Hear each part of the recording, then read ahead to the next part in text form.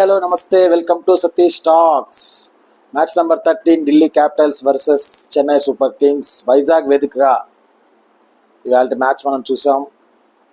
ఇవాళ మ్యాచ్ చూసిన వాళ్ళందరూ కూడా definitely both sides for the first time both sides Delhi Capitals fans కానీ సిఎస్కే ఫ్యాన్స్ కానీ both sides must be very happy. ఎవరు కూడా ఏ పాయింట్లో డిసప్పాయింట్మెంట్ ఉండబోదు. ఎందుకంటే రెండు టీంలు కూడా అద్భుతంగా పెర్ఫామ్ చేశాయి. అన్నిటికన్నా మోస్ట్ ఇంపార్టెంట్ థింగ్ ఏంటంటే ధోని బ్యాటింగ్కి రావడం.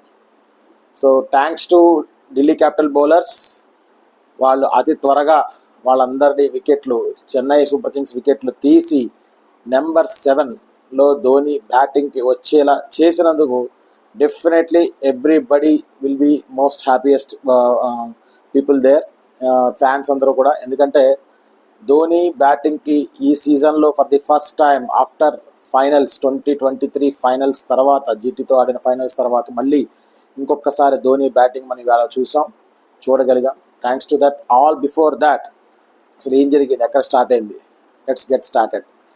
టాస్ గెలిచి ఢిల్లీ క్యాపిటల్స్ బ్యాటింగ్ తీసుకున్నారు. చాలా ధారాళంగా బ్యాటింగ్ చేశారు. Warner, Prithvi Shah first wicket around 80 runs plus partnership తీసుకొచ్చి అసలు చెన్నై సూపర్ కింగ్స్కి కోలుకోలేని దెబ్బతీశారు. టాప్ బౌలర్స్ అందరినీ ఉతికి ఆరేశారని చెప్పాలి. దీపక్ చహార్ కానీ మిగతా బౌలర్స్ అందరినీ కూడా ఉతికి ఆరేశారు. చాలా అద్భుతమైన start Delhi Capitals. For the first time ఇంత లాంగ్ పార్ట్నర్షిప్ మనం చూసాం. అద్భుతమైన 50 డేవిడ్ వార్నర్ నుంచి. ఆ 50 కూడా వెరీ ఇంపార్టెంట్ 50 అని చెప్పాలి. తర్వాత వన్ డౌన్లో వచ్చిన రిషబ్ పంత్. ఈ మ్యాచ్కి చాలా హైలైట్స్ ఉన్నాయి. దాంట్లో one of the highlights Rishabh Pant's batting అని చెప్పాలి. ఎందుకంటే for the first time after that injury coming back to international cricket, IPL cricket వచ్చిన తర్వాత Rishabh Pant first time 50+ runs score చేశాడు. అది కూడా ఆయన డిఫరెంట్ స్టైల్, తనదైన ఓన్ షాట్స్తో చెలరేగి ఆడాడు. 1.5 year తర్వాత అతన్ని బ్యాటింగ్లో పదును ఎంత ఉంటుంది, అంత ఇంజురీస్ తర్వాత అతను వచ్చి మళ్ళీ పూర్వంలో ఆడగలుగుతాడా అన్న వాళ్ళ డౌట్స్ అన్ని పటాపంచలు చేస్తూ, లేదు I am there in the form అని నిరూపించాడు. అద్భుతమైన 50తో చెలరేగి ఆడాడు. దట్ ఇన్ 30+ ఆడ్ బాల్స్తో చాలా అద్భుతమైన బ్యాటింగ్ చేశాడు రిషబ్ పంత్ అని చెప్పాలి. సో ఒక స్టేజ్లోకి వచ్చిన తర్వాత మనకి ఒక 15th ఓవర్ వచ్చిన తర్వాత కూడా అరౌండ్ 135, 140 అలాగే ఉంది స్కోరు. అసలు ఒక 190, 200 మార్క్ అందుకుంటారా అన్న డౌట్. మహా అయితే 170, 180 చేయగలుగుతారేమో అనుకున్నాం. కానీ అద్భుతమైన రిషబ్ పంత్ బ్యాటింగ్ తోటి ఆ స్కోర్ని 190కి చేర్చగలిగాడు. లాస్ట్లో కొద్దిగా అవుట్ అయిపోయినా తర్వాత అక్సరు మిగతా బ్యాట్స్మెన్ మంచి ప్లాట్ఫామ్ సెటప్ చేశారు. మంచి ఛాన్స్ అనిపించింది ఢిల్లీ క్యాపిటల్స్కి క్యాపిటలైజ్ చేసుకోవడానికి. For the very first time మంచి ఫస్ట్ బ్యాటింగ్ చేసి very good score on the board. కాకపోతే చెన్నై బ్యాటింగ్ లైనప్ చూస్తే 200 మార్కును కూడా అందుకునే అంత గొప్ప batting lineup Chennai batting lineup సొంతం. కానీ how they will move on అని డౌట్గానే అనుకున్నారు అందరూ.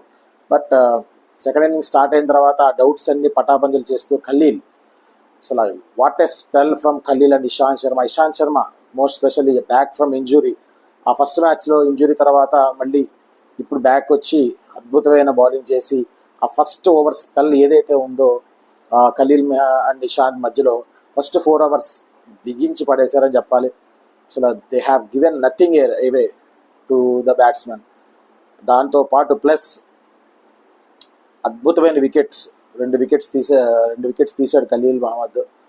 అసలు రుతురాజ్ గైక్వాడ్కి అయితే, రచీన్ రవీంద్రకి అయితే అసలు నైట్ మేర్ లాంటి బౌన్సర్స్ విపరీతమైన బౌన్స్ తోటి విత్ స్వింగ్ ఖలీల్ చూపించాడు. తన పదునైన బౌలింగ్ని మరొకసారి చూపించాడు. ఖలీల్కి తన కెరియర్లో ఎక్కువ ఇంజురీస్ ఉండడం వలన తను చాలా సఫర్ అయ్యాడు. బట్ ఇప్పుడు తన ఫిట్నెస్ని కాపాడుకుంటూ తన బ్యూటిఫుల్ పేస్ ఉంది ఖలీల్కి. అసలు నిజంగా 140+ వేస్తాడు, స్వింగ్ చేయగలుగుతాడు, he can bring outside, go off the batsman, go inside the batsman. అసలు ఆ స్వింగ్ బౌలింగ్ కూడా, అవుట్ సైడ్ ఇన్సైడ్ స్వింగ్ కూడా అతను బౌల్ చేయగల సామర్థ్యం ఉన్నవాడు.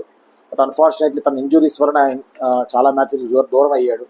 బట్ ఫిట్నెస్ని కాపాడుకుంటూ, బట్ అతను వేసిన ఫస్ట్ స్పెల్ అయితే అసలు స్పెల్ బౌండ్ అని చెప్పాలి. అక్కడే దే హ్యావ్, తర్వాత పోస్ట్ మ్యాచ్ ప్రజెంటేషన్లో రుతురాజ్ కూడా అన్నాడు, అదే ఆ మూమెంటే మ్యాచ్ని దూరం చేసిందని. ఎందుకంటే they are short of 20 runs finally. అద్భుతంగా బౌలింగ్ చేసి కట్టడి చేయగలిగారు. తర్వాత నార్జీ వచ్చాడు, రన్స్ స్కోర్ చేశారు వాళ్ళు కూడా. ఇక రహానే గురించి మాట్లాడుకోవాలి. రహానే అద్భుతమైన బ్యాటింగ్. ఒక పక్కన ప్యూర్ బౌలర్స్ అందరూ, ఢిల్లీ బౌలర్స్ అందరూ విపరీతంగా ప్రెషర్ పెట్టి runs they are giving nothing away అన్న మూమెంట్లోంచి టక్క బౌండరీ స్కోర్ చేయడం మొదలుపెట్టాడు. తన పదునైన బ్యాటింగ్ ఏంటో రుచి చూపించాడు. అద్భుతమైన బౌండరీస్ తోటి అలరించాడు. సో చెన్నై సిచ్యువేషన్ని మెరుగుపరిచింది అయితే డెఫినెట్లీ రహానే బ్యాటింగ్ అని చెప్పాలి. ఎందుకంటే రహానే తన ధాటిగా ఆడుతున్న విధానం చూసి ఏదో ఒక స్టేజ్లో మళ్ళీ, ఎందుకంటే ఖలీల్ 4 ఓవర్ల నుంచి వేయడానికి వెళ్ళలేదు. మిగతా బౌలర్స్ అందరూ they are going for runs. Ishant Sharma okay first స్పెల్లో బాగా వేశాడు. 3rd ఓవర్ మళ్ళీ he went for runs. So దాన్ని కట్టడి చేయడానికి ఎక్కడ కనబడట్లేదు సిచ్యువేషను. ఇంకొక బౌలర్ ఎవరైనా వచ్చి కట్టడి చేస్తే బాగుండు, then they will get into the match అనుకున్న టైంలో వచ్చాడు Mukesh. What a spell he has done. అసలు ఫస్ట్ ఓవర్లో 2 వికెట్లు తీసేసి కోలుకోలేని దెబ్బ తీశాడు చెన్నైని. సో అక్కడి నుంచి వాళ్ళు ఇంపాక్ట్ సబ్గా వచ్చిన ప్లేయర్స్ కానీ, శివన్ డుబే, సో తను ఎంత ప్రయత్నం చేసినా కూడా అసలు తనకి ఏమాత్రం ఛాన్స్ ఇవ్వలేదు. అద్భుతమైన బౌలింగ్ చేశాడని చెప్పాలి. ఒకటే ఓవర్లో 2 వికెట్లు తీసి, అసలు తర్వాత ఓవర్లో కూడా మళ్ళీ వికెట్ తీసి, అసలు వాళ్ళు చాలా, I think he has mark the best figures for this IPL. Entire IPL కెరియర్లో అతను బెస్ట్ ఫిగర్స్ మార్క్ చేసుకున్నాడు. 3 for 24 ఎంతో 3 ఓవర్స్కి. సో అద్భుతమైన స్పెల్ అని చెప్పాలి. సో చివరాఖరికి వచ్చాక 6 down from Chennai super Kings. 7th down ఎవరు వస్తారో మనందరికీ తెలుసు కదా. First time in the tournament Dhoni batting చూసాం, అది కూడా వైజాగ్. ఆ జులపాల జుట్టు, ఆ వైజాగ్ గ్రౌండ్లో నడుచుకుంటూ వస్తుంటే, ఒకప్పుడు మన 2007 ఆ టైంలో 183 అగైనెస్ట్ శ్రీలంక, అది గుర్తొచ్చింది అందరికీ. డెఫినెట్లీ అందరికీ అది గుర్తొచ్చింది. ఎందుకంటే అప్పుడు కూడా ఇలాగే జులపాలతోటి ధోని ఉండేవాడు. సో వింటేజ్ ధోని, ఆ సిక్సెస్ కానీ, అసలు స్టార్ట్ చేసిన విధానం కానీ, స్టార్టెడ్ ఆఫ్ విత్ 4, తర్వాత కూడా ఒక అద్భుతమైన క్యాచ్ ఖలీల్ మళ్ళీ మిస్ చేశాడు.